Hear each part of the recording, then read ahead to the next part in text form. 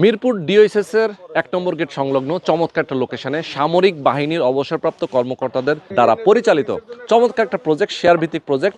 আপনি দেখতে পাচ্ছেন এটা হচ্ছে মিরপুর ডিওএইচএস-এর যে শপিং কমপ্লেক্স, ঠিক তার সাথে আমরা দাঁড়িয়ে আছি সাগুপ্তা হাউজিংয়ে। তো এরকম একটা লোকেশনে আপনারা একটা শেয়ার কিনতে পারবেন একেবারে রিজনেবল প্রাইসে।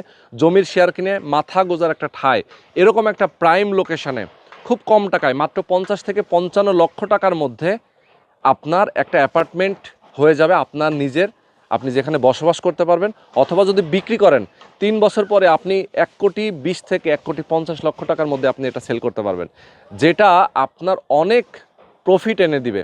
দেখেন, মাত্র খরচ হবে 50 থেকে 50 লক্ষ টাকা।